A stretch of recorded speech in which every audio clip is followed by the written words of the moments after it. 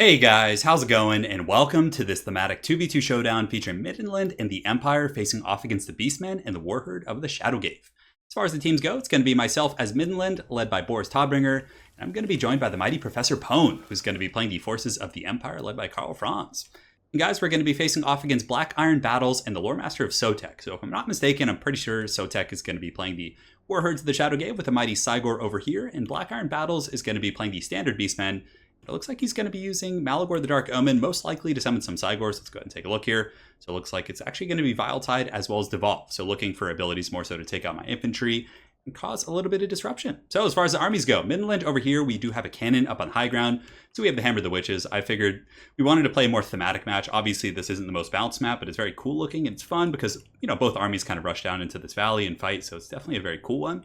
We do have the Hammer of the Witches to take out Cygors, a couple State Troop Spearmen here in the back line to defend. And also expecting some Beastmen shenanigans, I do have a force over here. A couple groups of Pistoliers and Knights of the Blazing Sun, because I actually learned the other day that Midland actually can't take Reichsguard. So we only have the Knights of the Blazing Sun. Boris back here.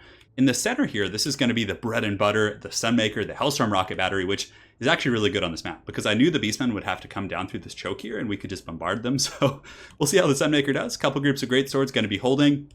And if I have to, I have some auxiliary troops. I have some Spearmen with shields and other troops I can pull in. And I think Sterling's Revenge? Yeah, Free Company Militia. For Professor Pone, he also has a pretty awesome army here. He does have a mortar up here on the high ground, which is going to be good. There's no line of sight issue, so it can just sit here and shoot at these guys. He's got Spearmen, he's got Karl Franz, and it looks like he does have Gal Maraz. He has a Life Wizard with Earthblood and not Elcott's Mystifying Regrowth. It's actually just Regrowth and Earthblood. He does also have the Royal Outdoor Griffites, quite thematic there. A couple Spearmen. He does have a meme tank here on the low ground, which actually might not be bad against the Beastmen, because again, Beastmen don't really have like heavy AP missiles. I mean, yes, a Cygor could throw its boulder at the steam tank, but for the most part, I think it's going to be a pretty good pick here. Sigmar's Sons here as well to kind of hold this choke with their unbreakable status, but it looks like the Foul Beastmen hordes do have a vanguard. So there's going to be Ungors and Chaos Poison Warhounds coming in, so very thematic of the Beastmen right there to be flanking the Empire here in the forest. And for the main Beastmen army, it looks like there's going to be a wave of Minotaurs, one of them being the Butchers of Kalkengard, a bunch of Centaurs with great weapons to go after tanks and Empire Cav, but no infantry really here, so it's mainly just going to be these guys and the Minotaurs pushing up. As far as the rest of the forces go, they got some Ungor Raiders up here in the high ground, and Beast Caster, yeah, Bray Shaman with the Lore Beasts, some Archers, and yeah, that's pretty much it. Just kind of a random assortment of Beastmen infantry, kind of low tier Ungors and Gors here in the front with the Bestigors in the secondary line, so let's get this battle underway, guys. So immediately the boulders are coming in from the Beastmen, doing some heavy damage against my greatswords right there, but we are going to return fire, and since they are kind of choked down here in the valley, you can see the Beastmen hordes taking some just brutal damage. We'll kind of hang here for a moment longer and see if we can get another good volley. The borders are shooting in, a little bit inaccurate, but this is great. Like, this is...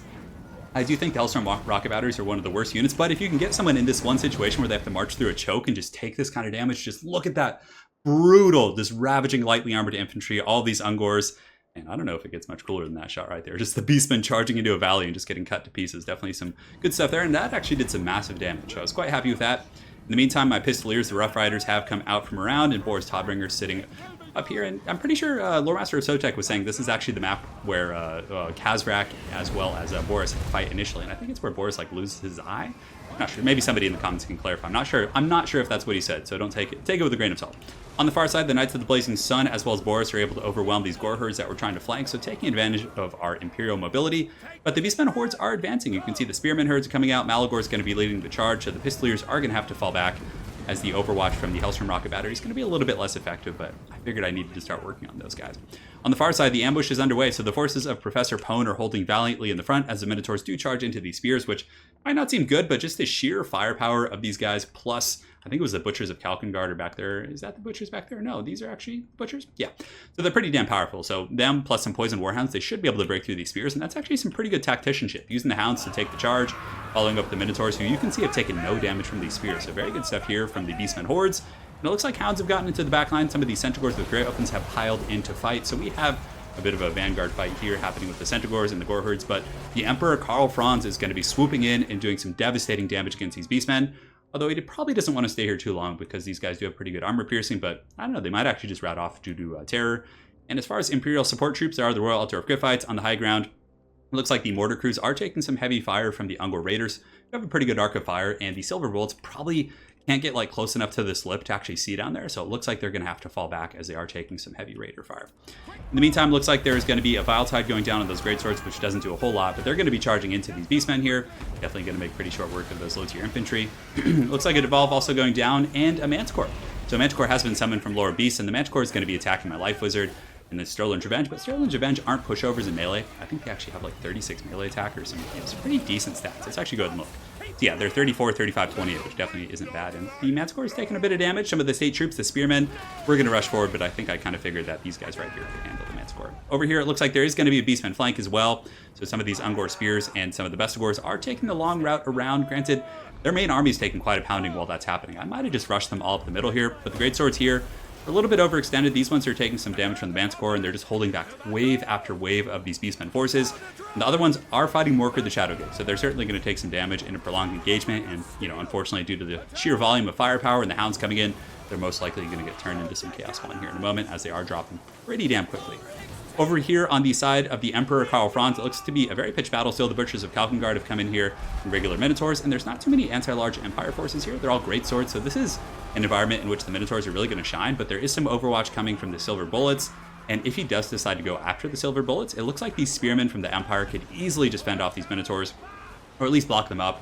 And of course, Karl Franz looks to just be waiting to intercept, and you can see he's going to be pathing, getting hit by Flock of Doom, but it's not going to do a whole lot. So I think Karl smells some blood in the water. The Bray Shaman out here is a pretty vulnerable target. The Cygors, he could go after those as well, but they actually do fight back. My Hammer of the Witches has been online this entire time. It's been shooting over here at the Cygor. You can see it actually hasn't killed it yet. And the Beastmen are kind of pouring through here. So my Revenge, my Sterling's company, Sterling's Revenge, they're being attacked by these Poison Hounds, and it looks like the Beastmen hordes are going to be rushing through. So I had to pull some of my auxiliary troops to kind of hold. You can see the Beastmen are getting pretty damn rowdy. There's Chaos Spawn that, like I predicted, those Greatswords kind of got melted through the Spirit Essence of Chaos. And there are a couple Greatswords here holding with Boris Todbringer, but it looks like this formation is most likely going to buckle. The regrowth is helping quite a bit, but nonetheless, it's a very, very dangerous situation. You can see the Sunmaker actually ran out of ammunition, so the Brave Sons of Sigmar, the cannon crews here, are running out with their prison shanks here. It looks like they just have these kind of short swords, which is kind of cool. They're going to be met by Morkr the Shadowgate, but the second wave of Imperial forces running in, glowing with the might of Sigmar and you know, the pride of Midland, Boris Todbringer nearby here. Definitely looking like some good stuff. So we take a look at the flank. There is a battle underway. The Beastmen have gotten up and around with the Bestigor herds, but the Knights of the Blazing Sun are going to be crashing down the hill and making sure we can keep this Hammer of the Witches online. Because if this Hammer of the Witches goes, you know, Professor Pone and I aren't really going to have too many great tools against these Cygors back here, who are just been throwing rocks this entire game, and we almost got this one down. So if the Hammer of the Witches can fire a little bit longer, we should be able to bring this one down. And it looks like there is a healthy Cygor over here. Unfortunately, that is the Eye of Moorsleep, so probably should have been targeting that one. And it looks like Karl Franz was actually able to take out that Bray Shaman. So he's just been on the hunt, and it looks like he is in a duelist situation right now with Malagor the Dark Omen, which is an extremely OP engagement for Karl. He's definitely going to lay a whooping on this turkey here. And he's taking some fire, but Karl, I think, has 95 or 100 armor. Yeah, he has 100 armor. So these peppering arrows will do a couple damage at a time, but he's still going to just absolutely lay a spanking on Malagor. So Karl Franz, the Emperor, here doing a very, very good job in chasing off Malagor the Dark Omen, and you can see that is the catalyst for the bounce of power to start shifting in our favor here. I believe Morkr the Shadowgate is still in pretty good health, and I'm sure him and Boris Todbringer are going to have some fights to settle here. Fistliers are going to be rushing up to the high ground because this is actually a losing fight here. So my cannon is being compromised. The Bestigor herds are pretty sturdy. The Knights of the Blazing Sun have been forced into sustained combat, which is not what you want for square open infantry. We also do have a couple spears still fighting, but they're starting to get very tattered over this long grind here. But actually, there are some Gore herds retreating, and these Bestigors, I don't know, maybe we can take them out. The Pistoliers we can always use in melee if we need to, but for now I just parked the Pistoliers in the high ground. We're just having them take some pot shots. So the second wave of Imperial forces, led by Boris Todbringer, putting up a pretty good fight in here. You can see the Spearmen and the Greatswords are just slowly pushing back these Beastmen. Malagor's, not Malagor, but Morkr's staying in there pretty good with his regeneration. We have tried a few attacks on him, but he just won't go down.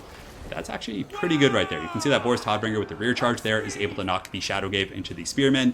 Now Boris could potentially just start working on him, and you can see a very, very nice attack there, plus the Earthblood. So the Earthblood is going to keep the Sunmaker crew fighting. They only have 9 models. Actually, they break right as I say that. But again, it's going to keep them alive most likely. These Greatswords are faltering. That's why Spearmen with shields are so good. Their melee defense right now is 47, which is just bananas. They're really holding with Boris and really kind of allowing my Pistoliers and even these Free Company militia here in the back to get some really good shots into this Beastman blob. As far as the Imperial fight goes, it's pretty back and forth. I did send some Spearmen over to help out, and he is fighting these Minotaurs. It's a very, very gruesome battle here, as Minotaurs do fight in the forest versus these Greatswords. And Minotaurs are basically a counter against Greatswords, but they're also very tattered. Let's go ahead and see where Karl Franz is. And yes, you can see the silver bullets are actually in melee here, but they're still shooting their guns. Hopefully able to take out some of these Minotaurs who are wavering. They have -6 leadership. They are breaking to that gunfire. And you can see the Emperor has just gone on a crusade in the far side of the forest. He's going to be taking out the Eye of Morsleep. Definitely a very, very tough fight, but Karl should be able to do it with Galmaraz. I think Galmaraz does give him anti-large when he does activate it. Let's go ahead and check here. Yeah, and that's the one that gives him a 16 bonus versus large, as well as heavy armor piercing. You can see the Eye of Morsleep is indeed losing this fight. That's going to be pretty nice. You can see that Lore Master of Sotek is going to be grabbing his Ungor Raiders, providing some overwatch here on Karl Franz, but Karl has popped Galmaraz, his Warhammer, and this Eye of Morsleep is definitely in some trouble. Over here, the Beastmen are finally buckling, so they still had a lot of forces left. They had some Gore Herds, they had some Bestigors, they had some Archers. But you can see that Boris Todbringer plus his Spears, through a very long, atrocious fight, are able to stand and hold off that very aggressive Beastman horde. Oh man, that guy just got punted by Boris's big, angry Imperial Griffin here. I'm not actually sure what its name is. I don't know if that has a name, but regardless, the Shadowgave is pretty much surrounded now. The Pistoliers have been pulled into melee, and they're pretty good for chasing down routing units, even when they run out of ammo. And at that point, the entire Beastman horde is going to break due to army losses. So very well played. It was a very cool thematic battle. I really like that map. It opens up, because there's massive Vanguard deployment zones. I was pretty lucky that there wasn't like a huge Vanguard like a Van Herd.